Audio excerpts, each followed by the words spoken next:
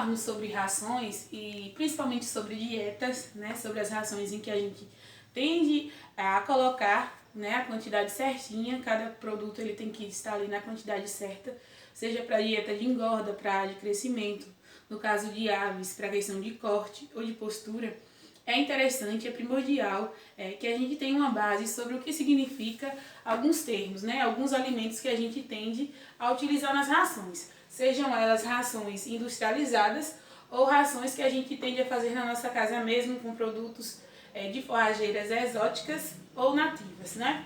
Então, inicializando, a gente vai ter como base o tema volumoso, né? O que são alimentos volumosos? Os alimentos volumosos, eles são alimentos que eles contêm um alto teor de fibra bruta, né? Que normalmente tende a passar de 18%. E baixo valor energético, né?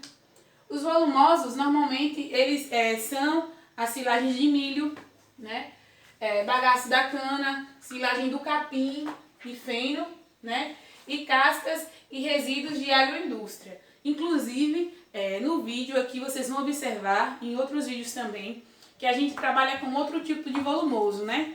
Um desses volumosos que a gente tende a falar é a questão do feno do pau-de-rato, né? Ele é um potencial volumoso que a gente pode utilizar em grande quantidade, né? E por ser um volumoso, ele rende bastante na ração. E um dos volumosos também que a gente tende a usar e que é muito alternativo é a questão da silagem do sisal, desculpa, que normalmente a gente não usa, né? O uso da silagem e da mucilagem do sisal é muito interessante e esse é um volumoso na nossa ração. E a gente também pode estar usando na forma de feno, de sisal também, que pode sim encontrar como sendo volumoso também nas rações de ovinos, bovinos e dentre outros, principalmente dos ruminantes. Os fatores que contribuem para que a gente possa estar usando esses volumosos, né? O que a gente deve levar em conta ao estar obtendo esses volumosos na nossa ração. Primeiramente, é a questão do custo, né? Tem que ver se é viável a questão do dinheiro, quanto que a gente vai pagar, porque pela quantidade que ele vai na ração, se a gente pagar por um volumoso que ele fique num alto preço, a gente vai estar tendo, no caso, uma despesa maior, né? A gente não vai estar tendo lucro.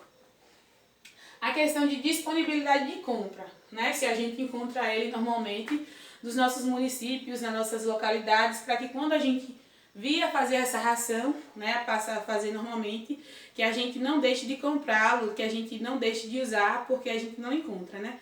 Então é sempre necessário que a gente, além do custo, a gente tenha esses materiais e esse volumoso que a gente encontre com facilidade nos nossos arredores. A questão de condições de armazenamento, né, e valores nutricionais. A questão de armazenamento são volumosos que a gente tem a facilidade de guardar, que é a questão dos fenos, né? E da silagem também. A gente deve saber armazenar, principalmente no que se refere à ensilagem, porque se a gente não armazenar de forma correta, a gente pode acabar perdendo e assim adquirindo material sem valor, né? O material estragado e tudo mais, que é o caso principalmente da ensilagem, né? Que se a gente não vedar, ele acaba apodrecendo. E a questão também que é muito interessante a gente ter um local, no caso um depósito, em que a gente possa guardar esses materiais, principalmente se a gente for comprar numa quantidade grande, que não haja presença de ratos, de mofos, né, de endoparasitas e algo que venha danificar com a questão de fezes e urinas e tudo mais. Então tudo isso é primordial, né? E principalmente a questão dos valores nutricionais, que a gente também, apesar de ser um volumoso, sempre a gente tem que pesquisar o valor nutricional de cada material, né? O nível de proteína, o nível de nutrientes, o nível também de energia, então tudo isso daí é favorável. Não é porque eu vou usar o feno do pau-de-rato, que tem bastante na caatinga, que ele não vai ter um valor nutricional bom, né? Não quero dizer isso, mas a gente sempre tem que estar levando em conta essas questões de vitaminas, proteínas e nutrientes, né? E a questão também de energia, que são primordiais para toda e qualquer ração. E aí, com os volumosos não é diferente. A gente sempre tem que estar buscando e pesquisando ver o que mais se adapta às necessidades do nosso rebanho, né? Ou da nossa criação. Então, quais são as principais características dos volumosos, né? É a questão de fornecer aos animais a questão da fibra, né? Principalmente de fibra bruta, que ele é muito rico em questão de fibra. né? E de forma fisicamente efetiva, ele favorece e ele permite a sobrevivência da digestão do rumen, né? Da flora intestinal dos animais, que fazem com que os alimentos eles consigam ser melhores digeridos e fazendo com que o animal ele tenha uma conversão de alimento melhor. O que é essa conversão?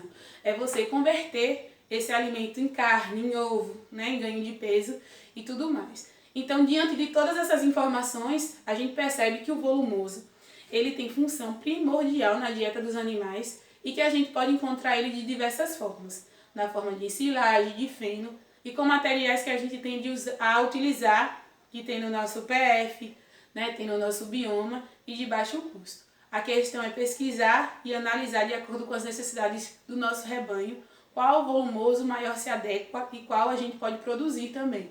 Porque produzir a ração, como vocês podem ver ao longo do nosso tema, de forma correta, viabiliza os custos e melhora a criação do nosso rebanho.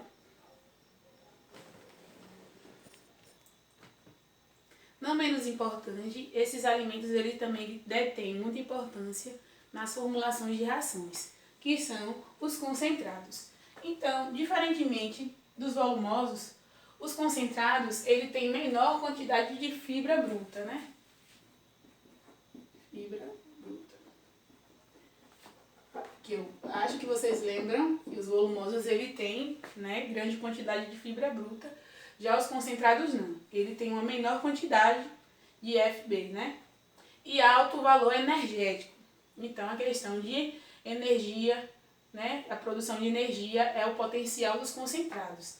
E a gente tem como exemplos de concentrados o caroço de algodão, o sorgo e a soja crua, né? E dentre as rações alternativas que a gente tem aí um grande concentrado que é produtor, né, de energia, energético, que é o feno da raiz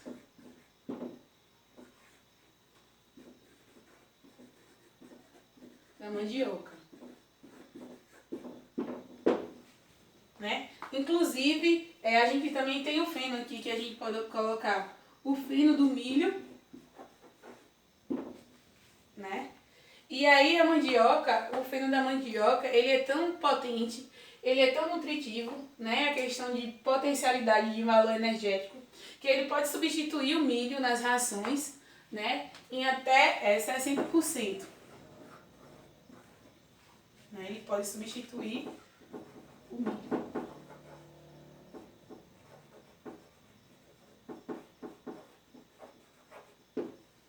E aí, por que eu falo em substituir? Porque eu falo, tem algumas rações que as pessoas substituem em até 100%, né? Não usam milho, mas e só usam a questão do feno da raiz. Mas nessas questões eu acho interessante substituir porque o milho, dentre os cereais que são mais utilizados na composição de ração, né? Ele tem o seu valor proteico também muito grande e na questão de produção de energia também é muito grande. Então, ser substituído em 60% já é um valor muito bom, né? Digamos que só fica aí 40% do milho, né? E aí, diante dos valores que a gente tem, ter esses materiais aqui, principalmente a questão do feno da mandioca, que parte dos produtores tendem a ter na sua casa, se faz muito interessante. E aí a gente pode estar, em algumas dietas pode se substituir até 60%, inclusive na ração de ruminantes, né? Já há muitos dados de substituição de 100%, mas em outras dietas como de aves, né? É interessante que a gente faça uma substituição parcial. O que é uma substituição parcial? É a gente estar podendo usar os dois produtos, né? Tanto o produto, o cereal que a gente tende a encontrar normalmente nas casas agropecuárias, quanto também os alternativos, né? Que a gente tende a ter na nossa PF. Então, a gente tem, só para revisar, como um dos maiores concentrados, né, o caroço do algodão, o sorgo, a soja crua. E como alternativa, a gente pode estar desenvolvendo, né, o feno do milho ou também a ensilagem, né, a gente pode estar tendo tanto ele úmido quanto seco, né, e a questão do feno da mandioca. É interessante a gente se tratar aqui também, que a gente fala mais do feno da raiz da mandioca, porque inclusive por ela conter grande umidade, né, a raiz e uma grande quantidade do ácido cianídrico, né, que ao ser volatilizado pelo ar, né, ao desidratar as ramas, esse ácido ele se perde, né, ele se volatiliza.